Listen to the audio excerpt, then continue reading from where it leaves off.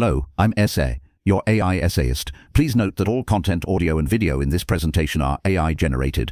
As AI can sometimes produce inaccuracies, I encourage you to verify any factual information presented. With that in mind, let's begin. In the grand tapestry of 19th century physics, certain threads possess a luminosity that alters the entire pattern, their brilliance casting low shadows and illuminating paths previously unseen. The year 1859 is often remembered for a revolution in biology, yet in the quieter halls of physical science, a contribution of equal foundational importance emerged from the University of Heidelberg. Gustav Robert Kirchhoff, in his paper titled On the Emission and Absorption of Light and Heat, presented a theoretical and experimental synthesis of such elegance and power that it would both solve a central astronomical mystery and simultaneously pose a challenge so profound it would take 4 decades and the birth of a new physics to meet. This work, a masterpiece of abstract reasoning grounded in meticulous observation, established the universal problem of thermal radiation. Through the conceptual creation of the ideal black body, Kirchhoff formulated a law that transcended the particular properties of matter,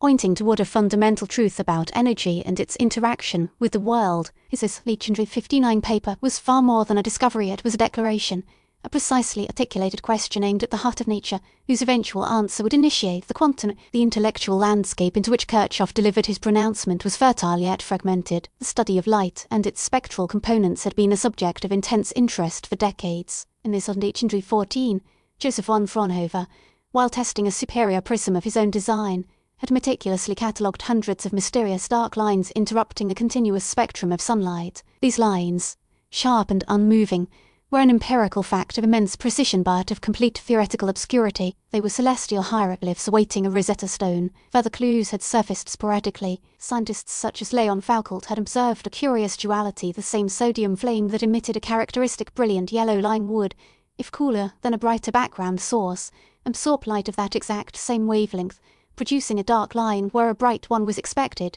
This phenomenon, known as line reversal, hinted at a deep connection between a substance's capacity to emit light and its power to absorb it. The pieces of the puzzle were on the table, but the image they were meant to form remained elusive. The necessary catalyst for synthesis came from Kirchhoff's collaboration with the eminent chemist Robert Bunsen. Bunsen's invention of a clean, high-temperature gas burner provided the ideal experimental tool, a flame so non-luminous that the characteristic colours emitted by chemical salts introduced into it could be studied with unprecedented clarity. Together, Kirchhoff and Bunsen were systematically mapping the unique spectral signature of each chemical element, laying the groundwork for chemical analysis by spectroscopy. It was within this context of specific, element-by-element investigation that Kirchhoff's mind made its decisive leap toward the universal. It is also worth acknowledging that the Scottish physicist Balfour Stewart, working independently, had published a paper a year prior touching upon a similar law of exchanges. Stewart's work, while insightful, lacked the mathematical generality and the powerful theoretical abstraction that would make Kirchhoff's formulation the definitive and enduring statement of the principle. The 1859 paper, Über den Zusammenhängzwischen Emission and Absorption von Licht und Wärme, is a testament to Kirchhoff's singular genius for abstraction. He looked past the specific yellow lines of sodium or the complex spectral forests of iron and sought a principle that governed all bodies at all temperatures. His first and most critical conceptual move was the invention of a perfect theoretical construct, the Volkmann-Schwarzer Körper, or the perfectly black body. This idealized object is defined by its ability to absorb completely all electromagnetic radiation that falls upon it, regardless of wavelength or angle of incidence. Such an object, by its very nature, would be the most efficient possible emitter of thermal radiation at any given temperature. This theoretical device allowed him to strip away the complicating and particular properties of real materials, such as their color, texture, and chemical composition, to isolate the fundamental physics of thermal radiation itself. From this idealization, Kirchhoff derived his law of thermal radiation, a statement of stunning simplicity and scope. He demonstrated through a thought experiment involving radiating bodies enclosed in a reflecting cavity that for any arbitrary body in thermal equilibrium with its surroundings, the ratio of its emissive power to its absorptive coefficient is exactly the same for all bodies at a given temperature. Furthermore, this ratio is equal to the emissive power of a perfect black body. This relationship is a universal function that depends solely on the wavelength of the radiation and the absolute temperature of the body. In modern notation, this can be expressed as the ratio of the emissivity, epsilon of lambda, to the absorptivity, alpha of lambda, being equal to a universal function of wavelength and temperature, a function one might call capital I of lambda and T. The profundity of this law resides in its universality. It asserts that the chaotic, material-dependent details of emission and absorption conspire to produce a simple, elegant ratio that is identical for a lump of coal, a porcelain crucible, or a distant star. The specific nature of the substance is rendered irrelevant. All matter, when heated, must obey this dictate. Kirchhoff had transformed a collection of disparate optical phenomena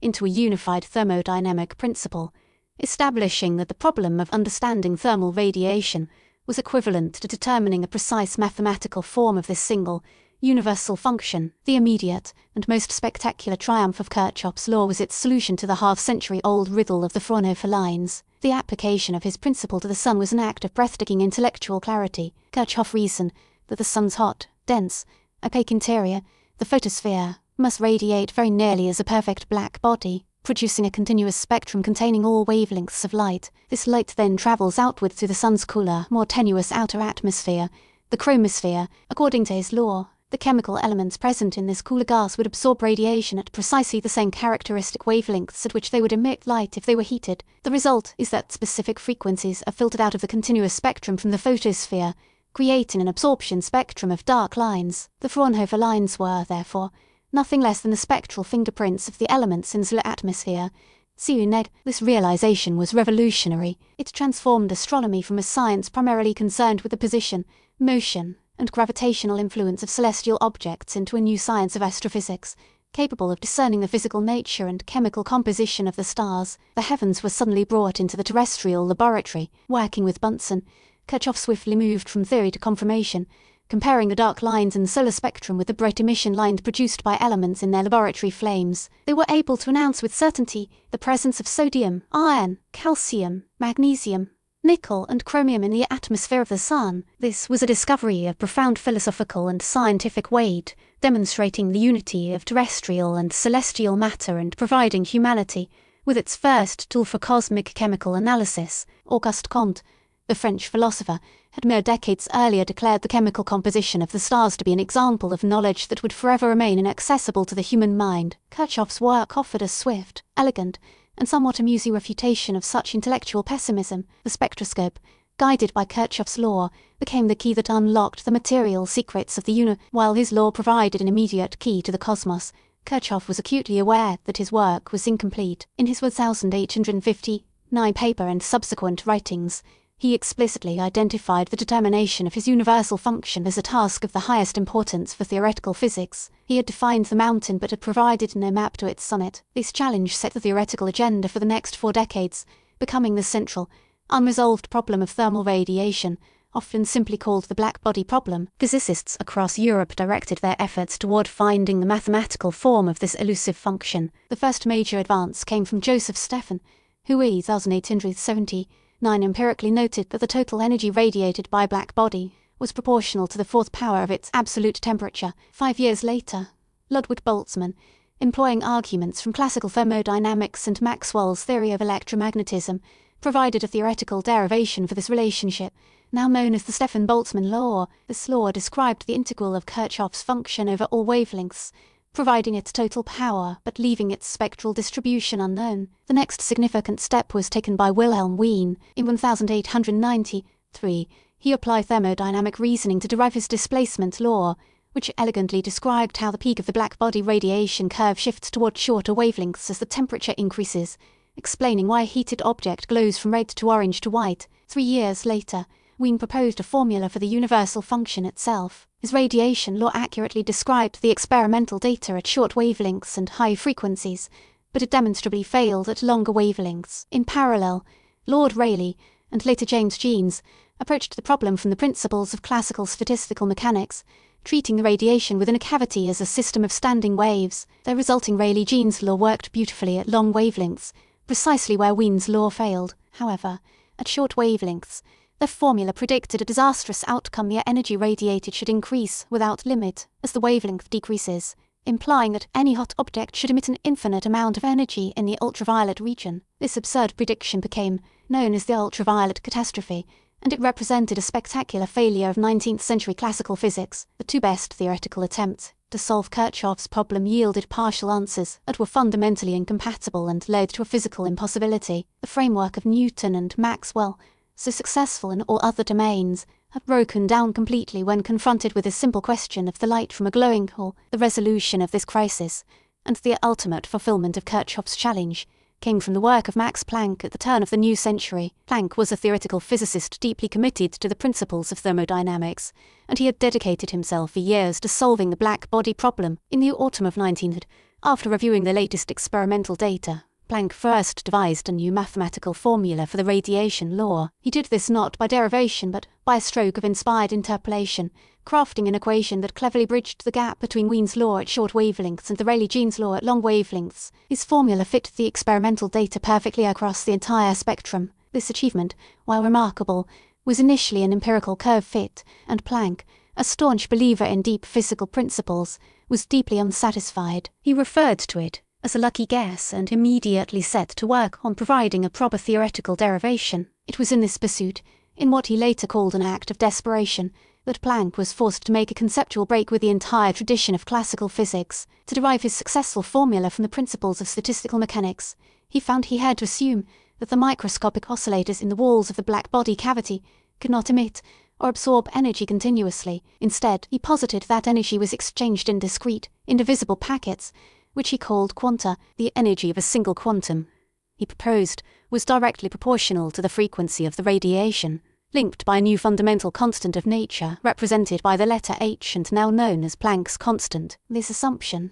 that energy itself is quantized, was utterly radical. It ran counter to all intuition and to the foundational assumptions of classical mechanics and electromagnetism, which held energy to be an infinitely divisible continuum. Planck himself was deeply troubled by the implications of his own hypothesis, hoping for years that it would prove to be a mere mathematical trick. Yet, it was the only way to avert the ultraviolet catastrophe and to derive the correct form of Kirchhoff's universal function. With Planck's radiation law, the problem, posed by Kirchhoff in 1859, was finally solved. The solution, however, required the foundation of a new physics, quantum mechanics, a science that would reshape humanity's understanding of reality at its most fundamental level. In conclusion, Gustav Kirchhoff's 1859 paper on the emission and absorption of light and heat stands as a landmark of profound consequence in the history of science. It was a work of dual legacy. Its immediate impact was practical and breathtaking, providing the theoretical tool that decoded the Fraunhofer lines and thereby gave birth